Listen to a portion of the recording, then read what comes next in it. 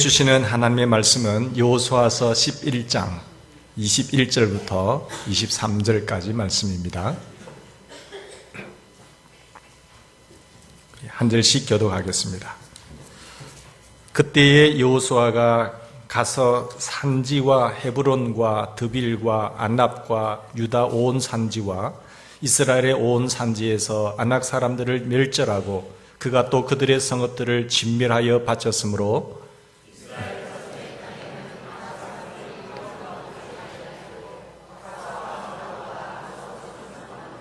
같이 봉독합시다. 이와 같이 여호수아가 여호와께서 모세에게 말씀하신 대로 그 온 땅을 점령하여 이스라엘 지파의 구분에 따라 기업으로 주매 그 땅에 전쟁이 그쳤더라. 아멘. 여러분, 인생을 살아가는 데 있어서 여러 가지 난관과 어려움과 장애물이 있습니다. 근데 우리가 이 땅을 살아갈 동안 그런 지혜자가 되셔서 그런 난관과 어려움을 잘 극복하고 승리하는 우리가 되기를 바랍니다.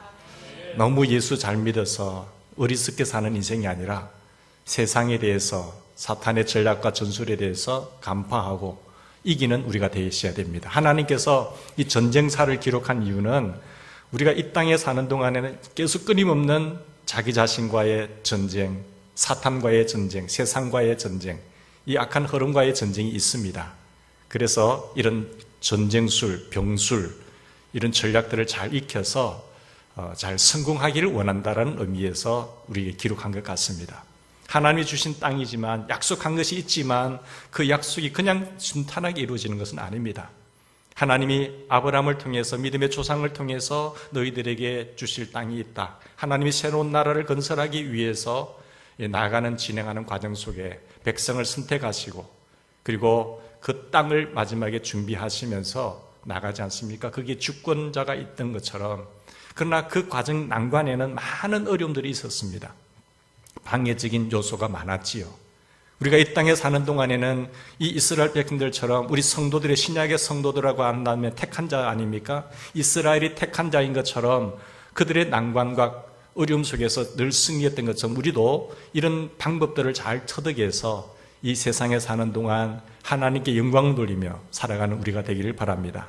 계속해서 우리가 전쟁사를 보는데 이 병법을 보면서 먼저 하나님께서 모세의 바톤을 이어서 이어받은 여호수아가 가나안 땅을 정복해 나가는 여정 속에 지난 시간까지 우리 보면 중부 전선 그리고 남부 지역을 점령한 것을 보았습니다. 계속해서 중부를 점령하고 이어서 남부와 북부를 진행하는 과정에 있어서 중부 전선에서 예루살렘 왕을 위시한 다섯 왕이 연합 전선을 폈을 때도 하나님께서 함께 하심으로 말미암아 승리케 하셨습니다. 그리고 거기에서 성전의 여세를 몰아서 막기다와 림나와 라기스와 게셀과 에글론과 헤브론, 드빌 등을 점령했지요. 10장 후반에 보면은 10장 후반에 나오는 중부와 남부의 승전 기록을 잘 우리가 볼 수가 있습니다.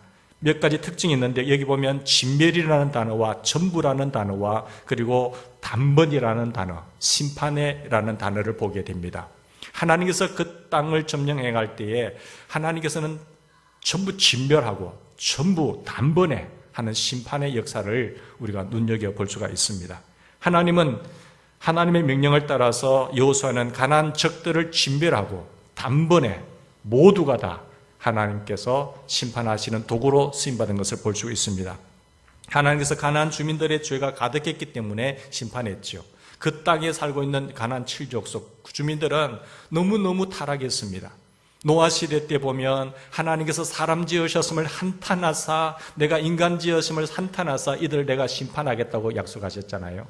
그러나 노아는 하나님을 경외하고 하나님을 잘 섬겼기 때문에 노아의 가정만 살려주시고 계속해서 120년 동안 회개하라고 외치고 기다리신 하나님이지만 그러나 때가 되어도 회개하지 않는 그들을 물로 심판하셨습니다.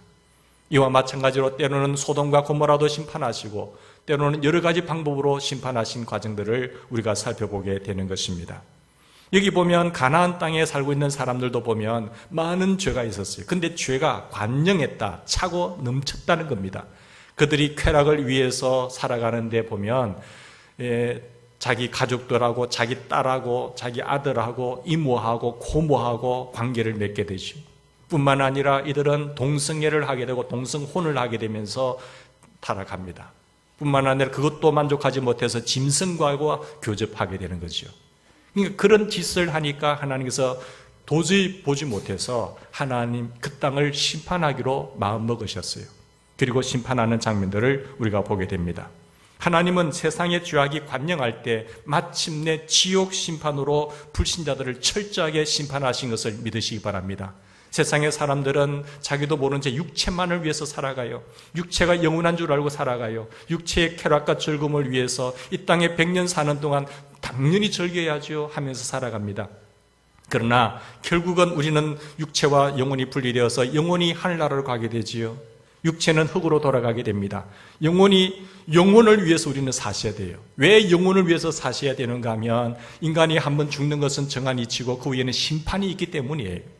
심판이 있으면 거기에는 놀라운 하나님 천국과 지옥으로 나눠지게 됩니다. 그때서야 후회해봐야 소용이 없어요. 영혼을 위해서 산 사람은 그 땅에서도 면류관 받고 상급받을 겁니다. 정말로 영원한 것이 무엇인가 그것을 위해서 살아가는 우리 지혜로운 자들이 되기를 바랍니다.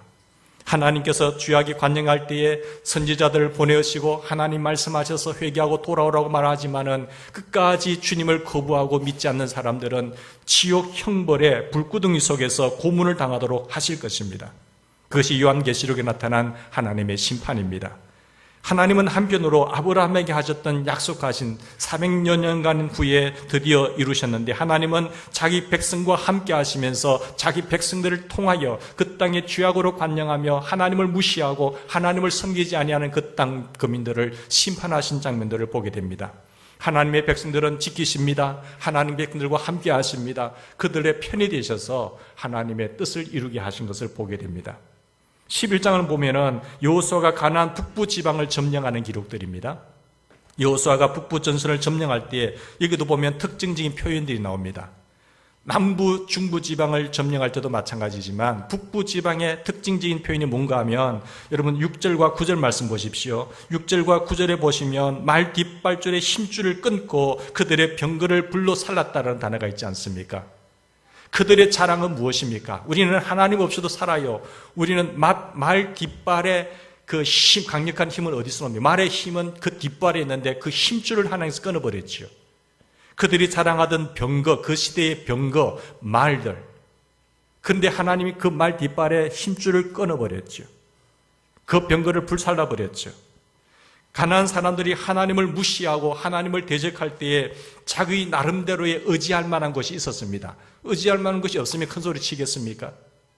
하나님을 무시하면서 자기들만의 의지가 있었는데 그것이 병거였습니다. 말이었습니다. 그런데 하나님이 그 병거를 불살라버리고 말 뒷발줄에 줄을 끊어버리잖아요. 여러분, 하나님 없이 나는 살아요.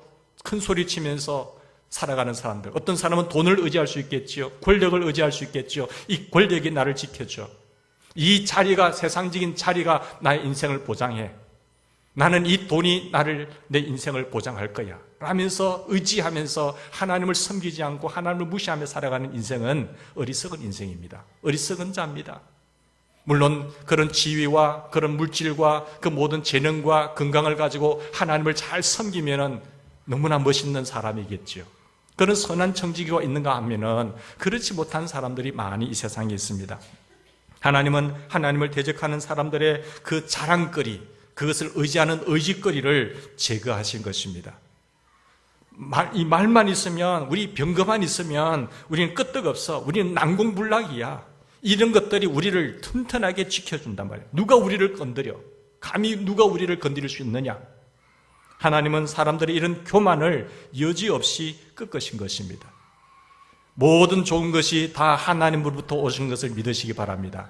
모든 것이 창조주 하나님께로부터 오는 것입니다. 참새 한 마리도 하나님의 허락 없이는 떨어지지 없는 법입니다. 우리는 하나님이 주신 돈과 지식과 지혜와 재능과 능력을 가지고 하나님을 섬기고 또 사람들을 섬겨야 합니다. 우리는 특별히 돈을 자랑하지 말고 하나님의 사람을 섬기는 선한 사업에 부유한 자들이 되시기를 바랍니다. 축복의 통로가 되는 흐름의 도구가 되어야 되지, 그것이 우상이 되고 그것을 의지한다든지 그것을 자랑한다든지 하면은 하나님께서 그 교만을 꺾으신다는 겁니다.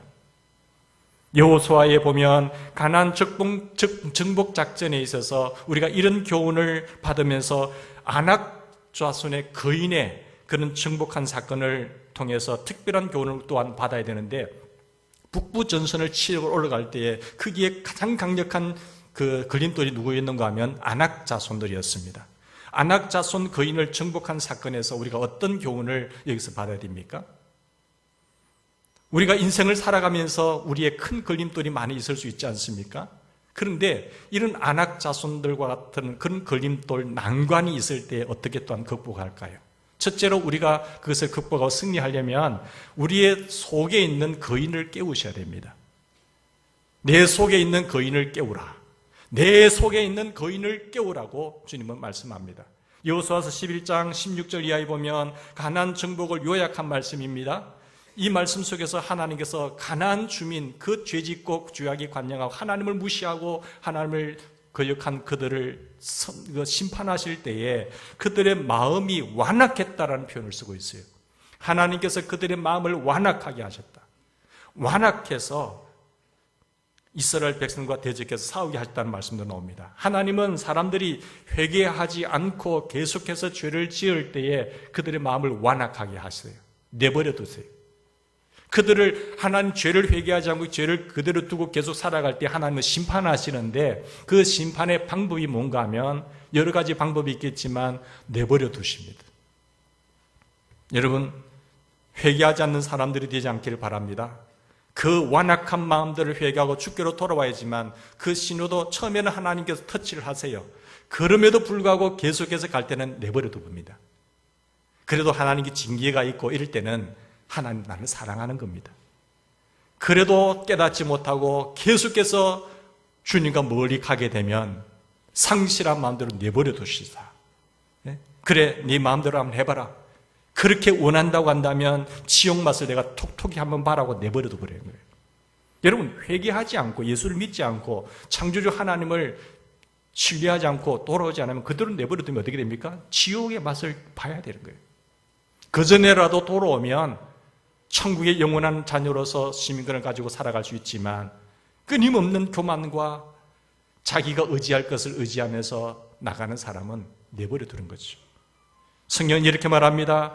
로마서 1장 28절에 그들이 마음에 하나님 두기를 싫어하며 하나님께서 그들을 그 상실한 마음대로 내버려 두사 합당하지 못한 일을 하게 하셨으니, 상실한 마음대로 그 마음들을 내버려 두니까 합당하지 못한 일들을 계속해요.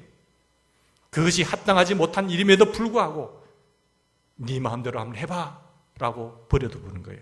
이게 최고의 저주입니다. 마음이 완악해지지 않도록 죄를 지으면 바로바로 회개하는 우리가 되기를 바랍니다. 하나님께 용서를 받으셔야 돼요. 하나님은 어느 정도는 기다리지만 계속해서 돌아오지 않을 때는 하나님 치버려 심판하세요. 여러분, 세계사를 보면서 믿음의 악한 사람들의 축을 보십시오. 100년이 갑니까? 200년이 갑니까? 여기도 보면은 사사시대도 400년이, 360년이죠. 가나안시대 이 보면 얼마 안 돼요. 이런 가운데서 이들이 한 10년, 20년, 한 100년 간다는 것 같지만 안 됩니다. 악의 축, 그런 악하게 세상 사람들을 고통스럽게 하는 그런 악의 축의 영웅들은 하나님이 기다리다가 회개하지 않으면 쳐버리세요. 세상이 그렇지 않습니까? 영원합니까? 그러다가 결국 지옥의 불구덩석에서 고통당하는 거예요. 그렇기 때문에 우리는 악의 세력에 형통한 것을 부러워하지 말라.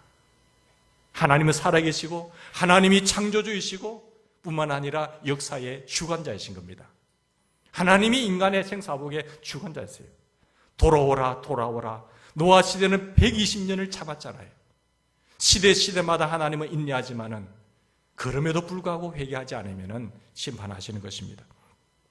여러분, 본문에 특별히 아낙 자손을 진멸한 내용이 나오는데요. 오늘 22절 말씀 보십시다. 22절을 보면 이스라엘 자손 땅에는 아낙 사람들이 하나도 남지 아니하였고 가사와 가드와 아스돗에만 남았더라라고 말하고 있습니다.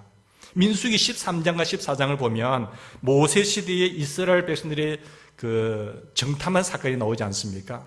각 지파별로 대표자 한 사람씩 뽑아서 12명을 대표로 뽑아서 그 땅을 정탐하게 되는데, 땅을 탐지하고 나서 그 땅을 10명은 악평이었습니다. 정확한 분석이었습니다. 합리적이었지요. 그렇지만 하나님을 불신했고 하나님이 함께 하시면 이 없었어요. 믿음이 빠졌어요. 그들의 말을 들었던, 악평한 그들의 말을 들었던 백성들조차도 어떻게 됩니까? 원망했지요. 지도자를 원망하고 하나님을 원망했어요. 하나님은 지금까지 그들이 나오는 여정 속에서 하나님이 함께 하셨습니다. 그 애굽에서 종살이 할 때도 그들의 기도를, 부르짖는 기도를 들으시고 10가지 재앙을 통해서 바로의 앞제에서 나오게 하셨어요. 홍해 난관 속에서도 홍해를 건너셨습니다. 물이 없을 때, 먹을 것이 없을 때 하나님은 반석에서 쓴물을 단물되게 하시고 반석에서 물이 나게 하시고 먹을 것을 공급해 주시고 엘림의 축복을 누리게 하시고 그 광야의 여정 속에서도 지금까지 함께 하셨잖아요. 여러 가지 난관이 있었지만 여리고 성도 문이 떨어지고 요단강도 건너게 하시는 그런 하나님의 놀라운 손길을 보고 왔음에도 불구하고 또 다른 어려움 앞에서 하나님이 정말 그 땅을 우리에게 주셨을까? 하나님을 불신했죠. 그리고 그 땅에 가보니까 아낙 자손의 후예들이 있는데 그들은 거인과 같고 장대같이 크고 철무기를 가졌기 때문에 우리는 그게 메뚜기와 같나이다, 그렇게 하잖아요. 사랑하는 여러분, 믿음이 이기는 것입니다. 하나님을 끝까지 신뢰하는 우리가 되기를 바랍니다. 그런데 10명이 와서 백성들에게 보고를 하니까 악평인 거예요. 악평하니까 그 소리를 듣고 있던 이스라엘 백성들이 밤새도록 원망하며 불평했잖아요. 지금까지 하나님 은혜로 지내왔음에도 불구하고 그것을 잊어버렸어요. 여러분, 은혜를 잊어버리면 이런 원망이 나옵니다. 불평이 나옵니다. 영분별이 정확합니다. 저 사람들에 있어서 하나님의 모든 축복이요, 하나님의 은혜요, 하나님의 은총임에도 불구하고 내 힘으로 했고 내가 땀 흘려서 했고 하나님이 어디 있어? 그렇게 한 사람들의 입술에는 터져나오는 것이 뭐예요? 원망이에요. 그 많은 조금 더 비교해보면 하나님의 손길이 보이는데 그것이 보이지 않아요. 교만해서 그렇죠. 겸손한 자에게 하나님 은혜를 베푸시지만 그 은혜를 모르니까 교만한 거예요. 하나님이 대적하세요. 그리고 겸손하면, 은혜를 알면 감사가 터져 나오지만 교만해서 그 은혜를 모르면 원망하고 불평하는 거예요. 그런 사람들 손에 감사가 있습니까?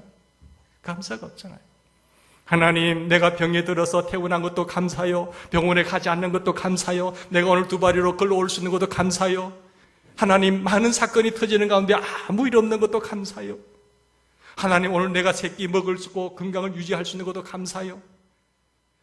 많은 일들이 옆에서 툭툭 터지는데 오늘도 안전하게 지나게 하신 것을 감사합니다. 왜요? 하나님의 은혜니까, 하나님이 보호하심이니까. 이런 은혜가 있기를 바랍니다. 한 달에 한 번이라도 감사하세요. 그렇지 못한 사람들은 회개하세요. 네? 감사는 사탄을 이길 수 있는 비밀 중에 비밀입니다. 사탄은 절대로 감사 못하게 해요. 은혜를 모르니까. 계속해서 거기는 원망과 불평을 선동해요. 선동하니까 백성들 전체가 또 거기에 귀를 기울였네. 넘어진 거예요. 그래서 하나님은 그 백성들을 진노하셨어요. 열 정탐이 가나안 땅을 탐지하는 데 보낸 40일의 하루를 내가 1년으로 환산해서 40년 동안 20세 이상의 성인들은 여호수아와 갈렙을 제외하고 다 광야에서 방황하다가 죽게 하셨습니다. 너희들 가지고는 쓸 수도, 내가 하나님 일을 할 수가 없어. 다 죽여버렸어요. 너희는 그 땅을 정탐한 날 수인 40일의 하루를 1년으로 쳐서 그 40년간 너희의 죄악을 담당할지니 너희는 그제서야 내가 싫어하면 어떻게 되는지를 알리라. 하나님이 싫어하면 어떻게 되는지를 그제서야 알게 된다는 거예요. 여러분, 이스라엘의 여정 속에서 얼마나 하나님의 간섭하신가 세밀한 손길, 하나님의 뜻을 이루기 위해서 늘 함께 하셨잖아요. 그런데도 불구하고 하나님이 주신 땅이 어떤 곳인데 이랬어요. 너희는 그제서야 내가 싫어하면 어떻게 되는지를 그제서야 알리라. 안악자손이 얼마나 큰 거인이었다라고 한다면, 거인들이었으면 열정탐이 자기들은 메뚜기 같다고 했겠습니까? 안 그랬겠어요? 정말로 컸겠죠. 그들에 비교하니까 우리는 메뚜기와 같나이다. 이는 전쟁 하나만 합니다. 온 백성이 그렇게 안악자손 거인을 보고 얼마나 놀랐으면 그 땅을 악평해서 백성들에게 이야기를 하니까 온 백성이 밤새도록 통곡하고 원망을 했다는 거예요. 그럴만 하지요. 합리적인 판단과 분석을 했잖아요. 그런데 사무엘상 17장을 보면은 다윗이 대결한 그 골리앗을 보세요. 이 골리앗이 어디 출신인지 아세요? 아낙 자손의 후예입니다. 가드 사람이에요. 가드 사람 골리앗. 여호수아 11장 22절에 나온 대로 아낙 거인들이 가드로 도망했는데, 예루살렘에 남지 않고 가드로 도망했는데 그 가드의 아낙 자손의 후예인 살아는 골리앗이 나온 겁니다. 그 다윗이 얼마나 작습니까? 골리앗의 그 키가 어느 정도 되는지 아세요? 이 성경에 보면 6규빗이라고 했습니다. 키가 6규빗 한 뼘, 6규빗 한 뼘이니까 한 규빗이 장정 손끝에서 팔꿈치까지를 한 규빗으로 보거든요. 그럼 대충 45cm를 보는 거예요. 45 곱하기 6규빗, 6 곱하면 얼마예요? 2m 50이잖아요. 2m 50인데 그게 한 뼘 더했으니까 그게 한 3m 정도 돼요. 이 지구촌에 제일 키 큰 사람이 몇 메다인지 아세요? 키가 몇 센치인지 아세요? 2m 51입니다. 터키에 있는 술탄 쾌센인데 2m 51이에요. 골리앗은 지금 세계에서 가장 큰 사람보다도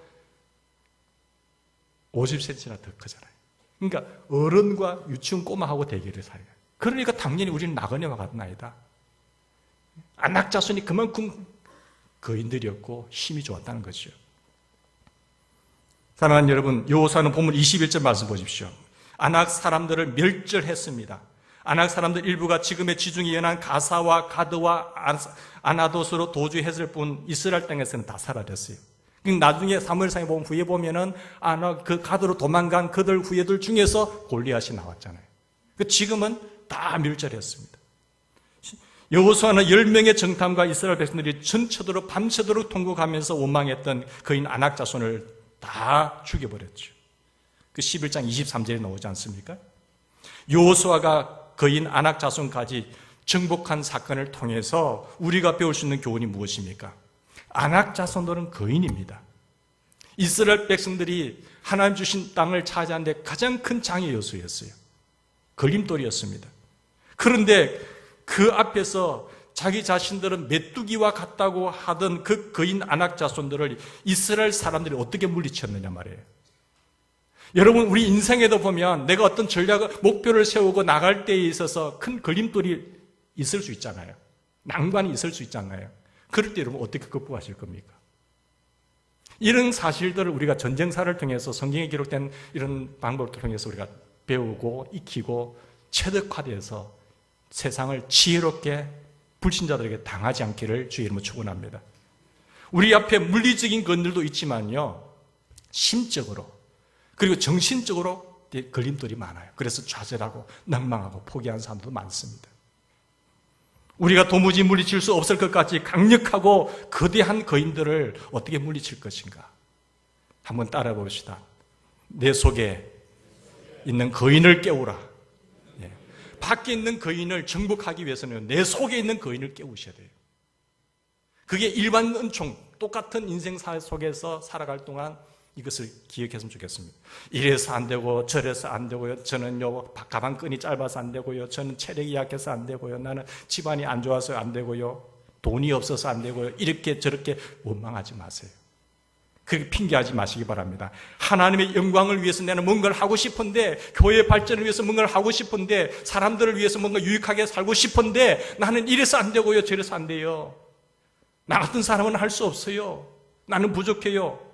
그게 겸손인 것 같지만 겸손이 아니에요. 사랑하는 여러분, 뭔가 멋진 것을 하고 싶은데 그것을 못하게 하는 장애물이 바로 아낙 자손이라는 겁니다. 그 아낙 자손을 어떻게 격파하고 그 정복하면서 승리할 수 있을까? 내 원하는 목표를 이룰 수 있을까? 어떻게 되죠?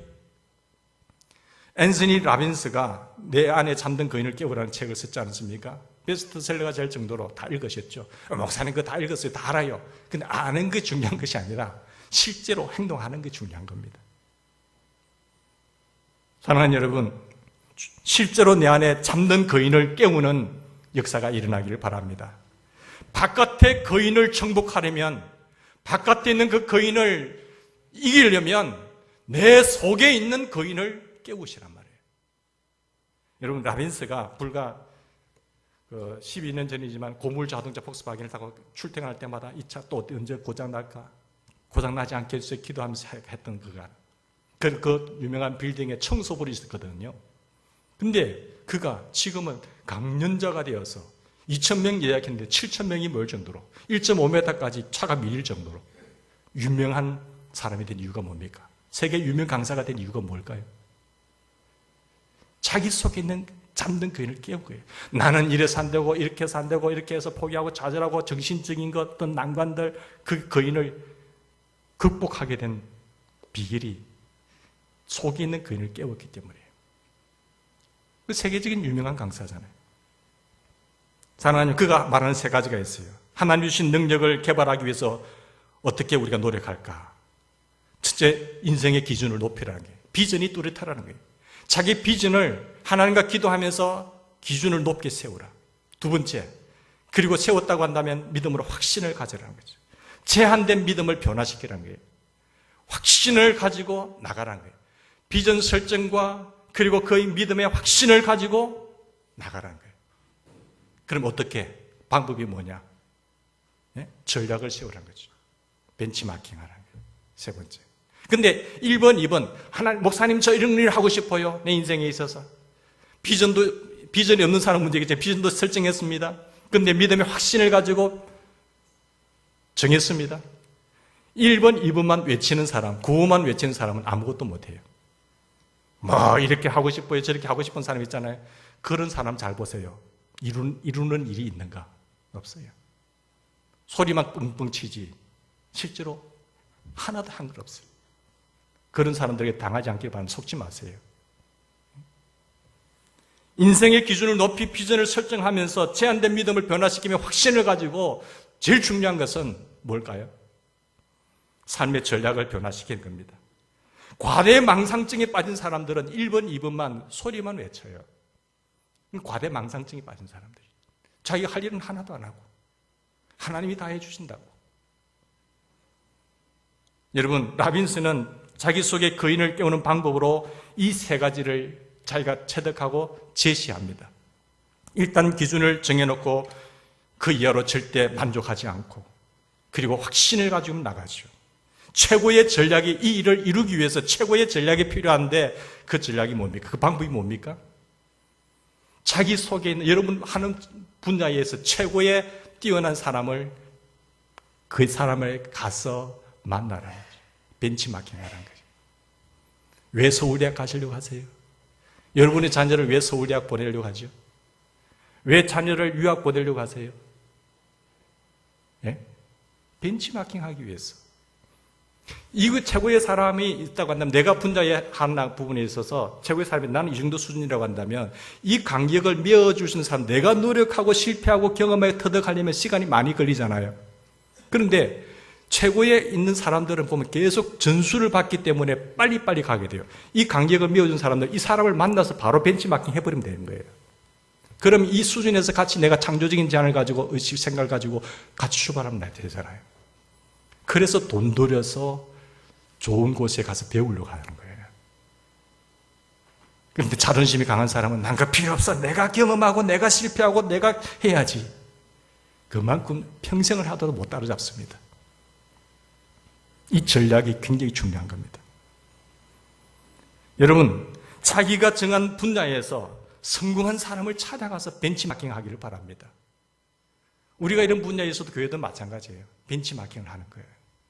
우리 교회에 맞는 최고의 설정을 하면서 그러나 우리 수준에 맞는 사람을 벤치마킹해서 터득하는 거죠. 저자는 10여 년간 동안 수천 권의 책과 강연 테이프와 세미나와 인터뷰를 해서 얻은 것을 매일 들뜬 마음으로 조금씩 배우고 조금씩 배우고 배우는 거예요. 계속해서 배우는 거예요. 그 열정. 무엇을 해야 할지 아는 사람들은 많지만 그것을 행동으로 옮기는 사람들은 적습니다. 기준을 세우고 할 수 있다고 확신하고 벤치마킹하는 거예요. 그리고 방법을 배운 다음에 반드시 행동으로 나가는 거예요. 식당하는 사람들은 마찬가지, 학원하는 사람도 마찬가지예요. 저 학원은 왜 잘 될까? 저 식당이 왜 잘 될까? 이유가 있단 말이에요. 교회도 마찬가지예요. 저 교회가 왜 잘 될까? 미국 교회도 많은 교회 있지만은, 문 닫는 교회도 많지만은, 잘 되는 교회가 있단 말이에요. 벤치마킹을 하라는 거지, 일단은. 우리에 맞는 상황에 맞게끔 잘라낼 건 잘라내고 하라는 거지. 근데, 어떤 사람들은 인테리어 못해가지고 전혀 배울 생각 안 해요. 우리는 여기를 쫓나이다. 여러분들은 잘 모르죠. 새로운 사람들은 금방금방 느낍니다. 그러니까 다른 데 가서 보라는 거예요. 우리 건축할 때도 마찬가지예요. 건축위원들 수시로 갈 겁니다. 탐방할 거예요. 그리고 세미나도 가서 보시고. 요 수준에 보면 요 수준 뛰어넘지 못해요. 우리의 모든 분야에 있어서 내 속에 우리가 어떤 하나님의 뜻을 이루려고 하고 나갈 때에 있어서 내가 하나님을 위해서 교회를 위해서 뭔가를 일을 할 때에 물질적인 면이나 모든 부분에 있어서 비전을 설정하고 확신을 가지고 했을 때 여러분 벤치마킹 하실 수 있기 바랍니다. 바깥에 있는 거인을 정복하는 길은 바로 내 속에 있는 거인을 깨우는 것이죠. 하나님이 주신 이런 노력으로 하나님이 주신 재능, 거인과 같이 잠들어 있는 재능을 깨우면 지금까지 못하게 하겠다는 것 다 할 수 있습니다. 일반인은요, 자기 재능을 한 10% 사용하다 간다고 합니다. 그런데 그 수재는 20% 사용하고 천재는 30%를 사용하다가 자기 재능을 30% 사용하다가 죽는다고 합니다. 나는 뭐가 없어서 못하고 나는 저것이 없어서 못하고 나는 이것이 안 돼서 안 되고요. 그렇게 말씀하지 마시기 바랍니다. 하나님의 주신 재능을 부단한 노력으로 10%만 더 개발한다고 한다면 얼마나 더 나아지겠습니까? 여러분 속에 재능의 거인을 깨우시기 바랍니다. 내 속에 주신 그 재능을 깨우세요. 깨우면 더 많은 효과를 낼 수가 있어요. 더 많은 하나님의 큰 일을 감당할 수가 있습니다. 그리고 한번 따라 보겠습니다. 거신을 믿어라. 거신을 믿어라. 거인을 깨우고 거신을 믿어라. 크신 하나님, 내 속에 거하신 크신 하나님을 믿으라는 거예요. 크신 주님을 믿으라는 거지. 우리가 이 세상 사람들과 똑같이 살아가는 그런 일반 은총의 역사 속에서 내 속에 있는 거인을 깨우는 것이 바깥에 있는 거인을 정복하는 비결입니다. 난관이 있지만은, 어려움이 있지만, 장애물이 있지만 내 속에 있는 거인을 깨우면 이길 수 있어요. 우리가 이 세상 사람들과 달리 내 속에 있는 또 죄성도 있잖아요. 그런 죄성을 이기고 우리에게 방해하는 그 사탄의 세력을 이기고 그리고 세상을 이기려면 내 속에 있는 거인을 깨우시기 바랍니다. 영적 전투에서도 안악자손과 같은 거인을 무찌르는 비결. 영적 전투에서는 뭘까요? 내 속에 있는 그 신을, 크신 주님을 믿는 겁니다. 우리가 바깥의 거인을 정복하는 길은 우리 죄 때문에 죽으시고 나를 위해 피 흘려 돌아가신 예수 그리스도, 나를 의롭다 하시기 위해서 부활하신 예수 그리스도를 굳게 믿는 거죠. 예수 그리스도는 성령을 통해서 우리와 늘 함께 하시는 크신 하나님이세요. 우리를 결코 고와 같이 버려두지 아니하시고 세상 끝날까지 늘 함께 하시는 주님이십니다. 그 그리스도께서 내 안에 사시는 것을 믿음으로 거신을 체험할 수 있기를 바랍니다. 그래서 바울은 이런 고백을 하잖아요. 내가 그리스도와 함께 십자가에 못 박혀 죽었나니 그런즉 이제는 내가 사는 것이 아니요 내 안에 그리스도께서 사신 것이라. 크신 하나님 그분이 사신 것이라. 내가 이제 육체 가운데 사는 것은 나를 사랑하사 나를 위하여 피 흘려 돌아가신 그리스도를 믿는 믿음 안에서 사는 것이라고 그렇게 고백하잖아요. 여러분 속 안에 누가 계세요? 주님이 계시죠. 그분은 크신 분이세요. 그 주님을 믿으시기 바랍니다. 그리고 또 그 말씀 아시지 않습니까? 중요한 것은 살아계신 크신 하나님, 그 크신 예수 그리스도의 생명과 능력을 체험하는 것이죠. 그래서 바울은 자기 속에 계시는 크신 하나님, 크신 예수 그리스도를 믿고 살았기 때문에 이런 고백을 하잖아요. 내게 능력 주시는 자 안에서 내가 모든 것을 할 수 있느니라. 내게 능력 주시는 자 안에서. 나는 부족하고 나는 연약하지만 내게 능력 주시는 그분이 크기 때문에 그 안에서 나는 모든 것을 할 수 있느니라. 바울 사도는 자기에게 능력 주시는 크신 하나님, 크신 예수 그리스도 안에서 모든 것을 할 수 있다고 고백하면서 내부에 계신 주님을 믿으면 외부의 거인을 정복할 수가 있습니다. 바울이 모든 것을 할 수 있다는 것이 뭡니까? 그 모든 것이 뭡니까? 나는 풍부에 처할 줄도 알고 비천에 처할 줄도 알고 궁핍과 배부름과 이 모든 것의 일체의 비결을 배웠다고 했잖아요. 모든 것을 할 수 있느니라. 그가 비천하고 배고프고 궁핍하다고 해서 절대로 그는 위축되거나 실망하지 않았어요. 자기가 풍부하고 배부르다고 그리고 자랑하고 그만하지도 않았어요. 언제나 온유하고 겸손하신 예수 그리스도를 바라보았기 때문에 어떤 상황 속에서도 당당하게 자기 자신의 사명을 잘 감당할 수 있었습니다. 빌립보서 4장 11절 12절에 보면 나는 자족하기를 배웠다. 나는 일체의 비결을 배웠다고 했는데 이 배웠다는 것은 뭡니까? 그냥 지식적으로 아는 것이 아니라 생활 속에서 체험했다는 겁니다. 일체의 모든 비결을 배웠노라. 나는 체험했노라. 내 속에 계신 크신 주님을 내가 만나고 경험하고 함께 하니까 그분을 신뢰하니까 그 바깥에 있는 난공불락의 어떠한 요소와 안악자동 같은 그런 장애 요소가 있다고 하더라도 정복할 수 있었고 승리할 수 있었다는 것이죠. 그 크신 주님께서 모든 환경을 극복하게 해주시는 그 능력을 체득했다는 겁니다.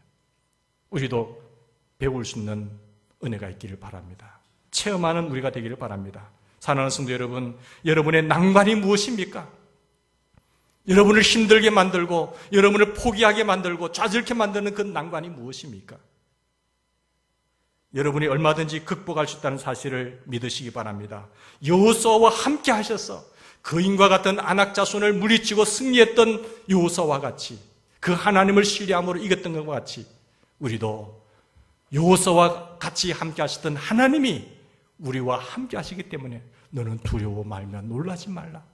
내가 모세와 함께 있었던 것 같이 내가 너와 함께 할 것이라고 하신 말씀처럼 모세와 함께 하시고 여호수아와 함께 하셨던 그 하나님이 지금도 살아계셔서 우리와 함께 하십니다.